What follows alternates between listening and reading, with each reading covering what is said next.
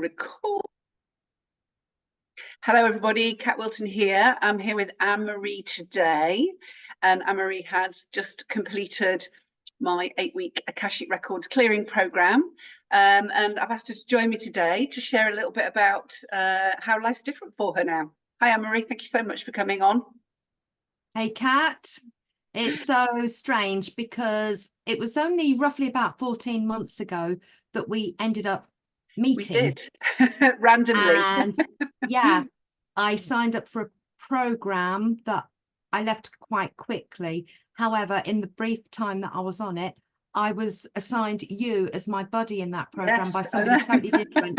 And that was our initial sort of, hello. It was. It just goes to show how people come into your life. You know, they're meant to come into your life. Because over the next few months, we would occasionally ended up together, like in a breakout room on a different call. And it was all, you know, we didn't control it. It just kept predestined. Absolutely, absolutely. And it built the connection, didn't it? Yeah, absolutely, it did. And it is said that, you know, that we that our souls contract with other souls who they're going to work with in this lifetime. So we obviously had a chat before we even got here. So yeah. So I know you've done an awful lot of personal development, and that's kind of where we met, in that space. And you weren't in a particularly bad place where you were at. I mean, I know that the work that you'd done before had really shifted you along, and taken you from a, you know, from not such a good place to a better place.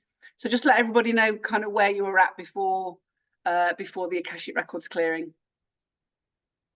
Okay, so it's now July 2024. About 3 years ago, I was in the worst place I've been in. I'd been on antidepressants for at least a year at that point, had been feeling very close to, I just couldn't continue. And I'd had emergency intervention to make sure that I didn't take my life during some issues that were going on. And that's what led me to start looking at personal development from the quantum field perspective. And over the next couple of years, I made some really good inroads into it, and I did some quite advanced programs. But every time I started trying to step up another level, things started to go wrong for me, and I was having to really dig deep, and it was a lot of hard work to keep believing, to keep trying, to not let myself sink back into the victim that I had been. And I just felt very dragged down. Every time I tried to take another step up the consciousness ladder or towards light. And I was in a better place earlier on this year. I was made redundant from a job, and I needed to decide, what can I do next? And so many possibilities out there. I'm a certified trainer for a particular program. I thought, well, I could do that. But it wasn't really feeling like what I wanted to do. It was a case of, well, I'll settle for that in the absence of doing something else. But I kept thinking, well, I want to work for myself. However, I'm very employable. Why don't I work for somebody else? And I was trying to figure out how to start a business while trying to find a job. And I was getting myself in a right old muddle. And this is the point at which me and you spoke. And because I said you were split, weren't you? It's kind of like the universe doesn't know what you want, because you're trying to do both of them. And it was a conversation. Kind of, you weren't sure what you wanted. Yeah, it was a conversation that I had with you, where you very succinctly said, well, do you want to work for yourself, or do you want to work for someone else? Make a decision. And I thought, oh, all right, then I'll work for myself. However, I had put a lot of energy and effort into manifesting a particular job. And this job had a checklist of, I want this, I want this, I want this, I want this. However, I wasn't able to find anything to apply for, let alone try to get. So I thought, oh, all right, then I'm going to let this go, and I will start my own business. So and then that's where we spoke, possibilities. What shall I do? Absolutely, because we talked, you were going to go into an academy, you were looking at an academy program, a business academy program. And I said to you, I think there's still too much in the way for you to get the most out of that.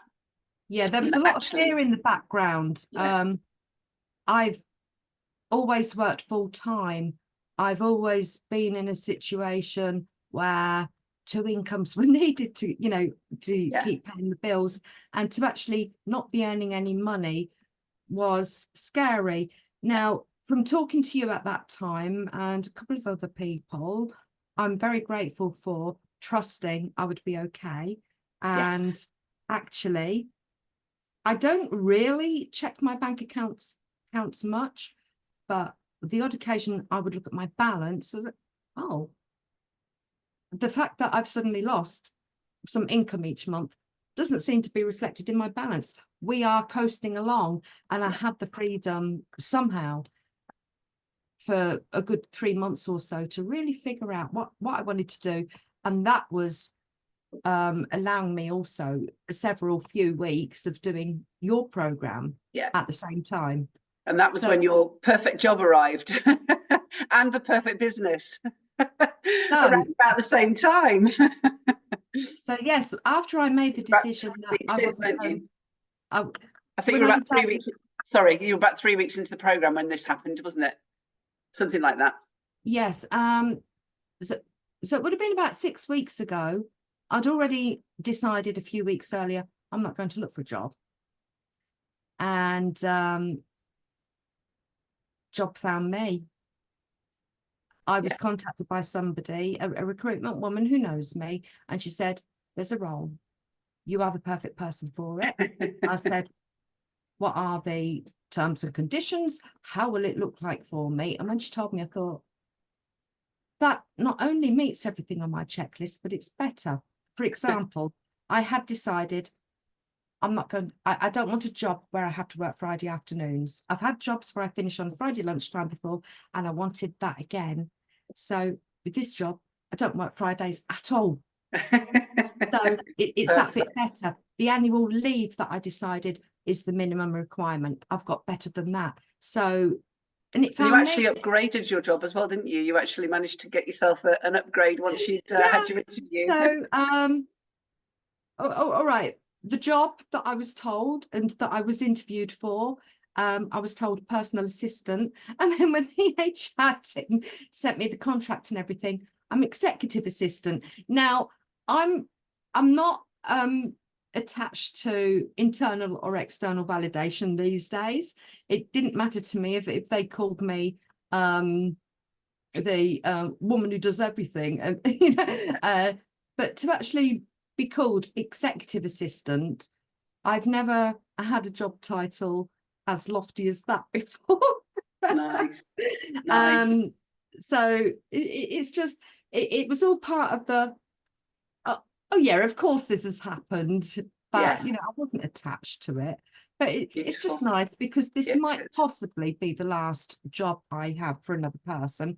I could potentially stay there until I officially retire from the world of work. And it's nice to just finish with that because I've never achieved it in my career. Yeah, absolutely. Well, and you had this thing going on, didn't you, in the background about that you were felt like a little bit of an imposter every time you stepped into a role, that your kind of like your school background was holding you back, and that was one of the things that came up, wasn't it? And that you felt clear through.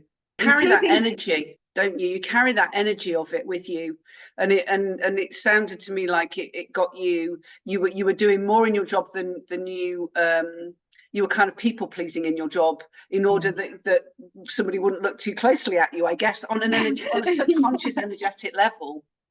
So, and also you had that thing that came up as well, didn't you, about you hadn't realized that you didn't feel good enough until it wasn't there anymore.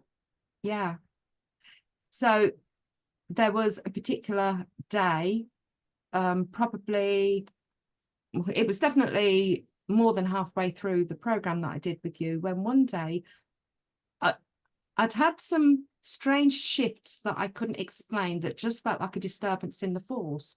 It was similar to a feeling of anxiety, but without feeling there's anything negative or there's no doom. But it was a weird feeling inside my stomach or solar plexus for a couple of days. And then one day I thought, I feel really different. How do I feel different? oh, there's nothing wrong with me. And that was a wonderful moment. Absolutely nothing wrong with me. And I hadn't realized I'd spent my life feeling there were things wrong with me, or I wasn't quite the same as other people. Yeah, So something wrong with you. Yeah, yeah, it's a weird feeling, is it? When it's the absence of it, you suddenly notice the absence of it. You kind of have to step somewhere else to know that you were, take a step forward to know that, to realize, or for it to be removed, for you to realize it was even there in the first place. Because we talked about this, didn't we? We both of us had said we'd been working on our limiting beliefs, but actually we couldn't really get in touch with what our limiting beliefs were. We couldn't really, you know, yes, there might have been some scarcity there. Yes, there might have been some, I'm not good enough, but we couldn't kind of get a tangible hold on it in order to do some work in order to shift it. yeah. Yes, because the personal development programs I've been doing were all about unraveling your limiting beliefs, etc., etc. And I was always, I don't know what they are. Yeah. How can I sort something out when I don't even know what it is? Yeah. And so that was another barrier. Just similar things to that. I realized that they had been limiting me, but I hadn't realized that they were having an effect on me. I just kept thinking, oh, I've got away with it again. Yeah, absolutely, absolutely. And it's not that you know, you were doing really well. I mean, there's, you know, it's not like it was stopping you from getting it. You know, to the outside it looks like you're doing well. You know, you've got a good job, you've got a nice house, blah blah blah.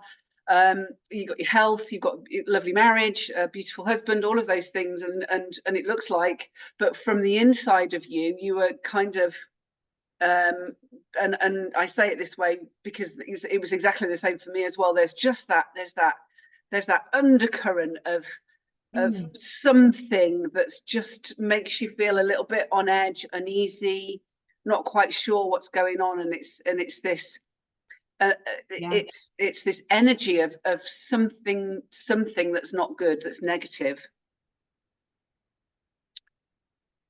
So you've got your perfect job that matches all your criteria. You've started your new business as well that you're going to build up on in the background. So it did end up having both. Yes. So once you got out of your own way, it came. Yeah, with building my own business. So I have got the ability to be a trainer for a particular program. I may do it at some point in the future. It's a lovely program, but something felt like that is not what I want to be delivering to clients. And I kept thinking, I want to deliver products, physical products, whether it's set up a shop or a market stall, because that is part of my family DNA. My grandfather, on my maternal side, was pretty wealthy, and he did it through selling shoes in a wholesale business.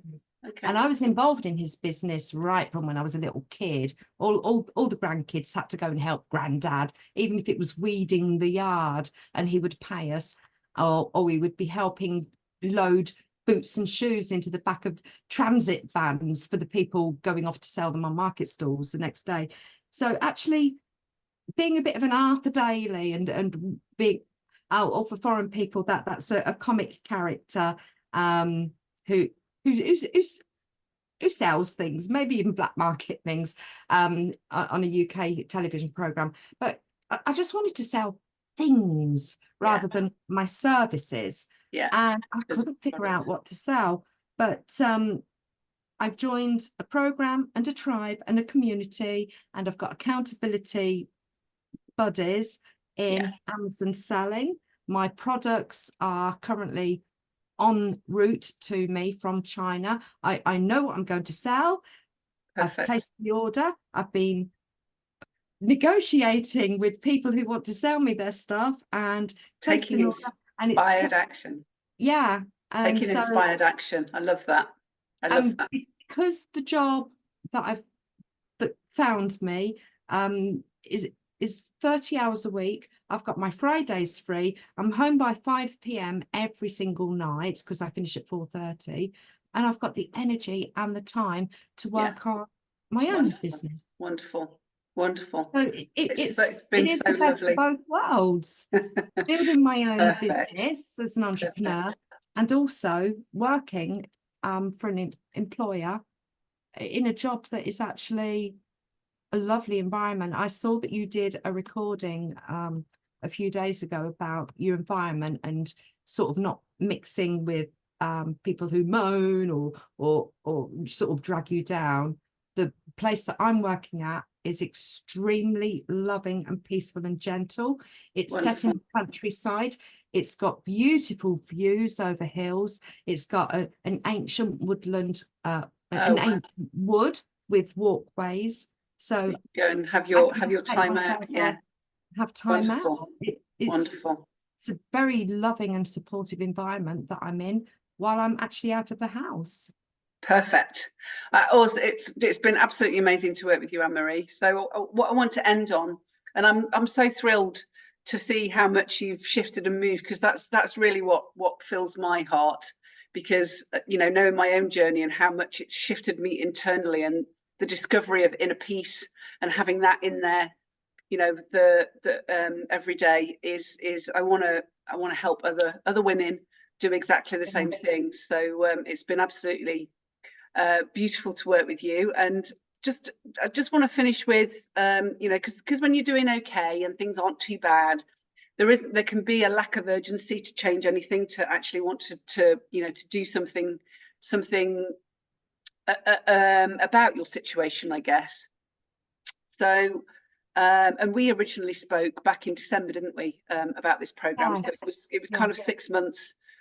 So what would you do? I mean, I can say to you, do you wish you'd done it back then? You probably say, yes, I do. What would you say to someone who's kind of thinking about it, but thinking, actually, I'm not too bad at the moment, and I don't really want to spend the money right now? And you know, what's it given you? What do you feel is something you could say to someone that would really help them to step forwards and not waste any more time?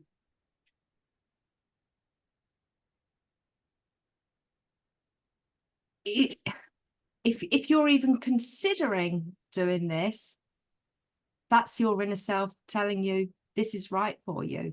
Because I know when you gave me a glimpse of the program back in December, I think I did say to you, I'm not currently in the headspace to start a program, but if I was, I would definitely do this.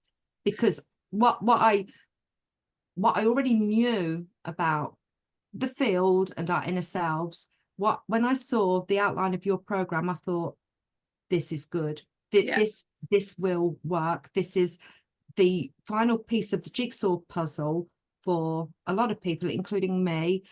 I knew then, Kat, that I would do it. So I came to you when the time was right. For me. Absolutely. And you know, we can stop ourselves, can't we?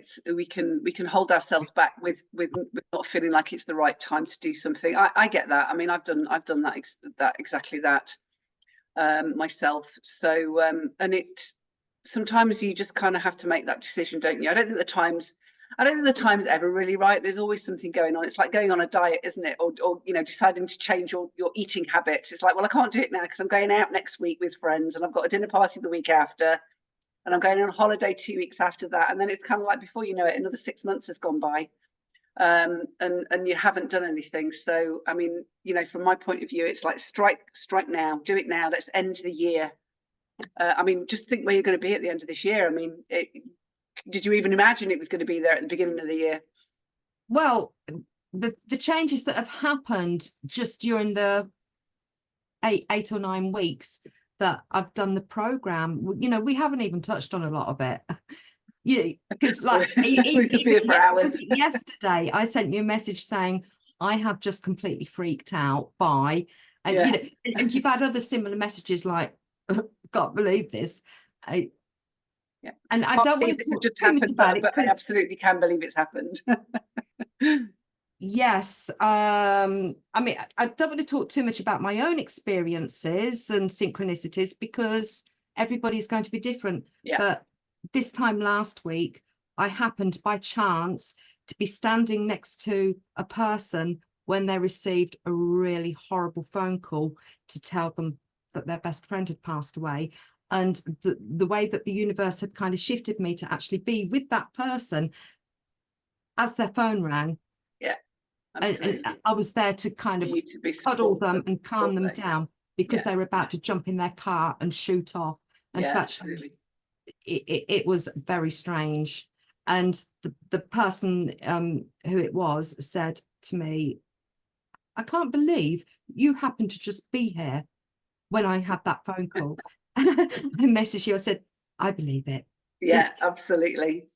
And that's it. It's really is, you know, you clear all of this negative, these negative blocks out of the way, and it allows you then to really make that connection with the quantum field, with the divine, whatever you want to call it, and be able to co-create. Because as we know, as you and I both know, there's more than just us here. We can't figure everything out in our mind.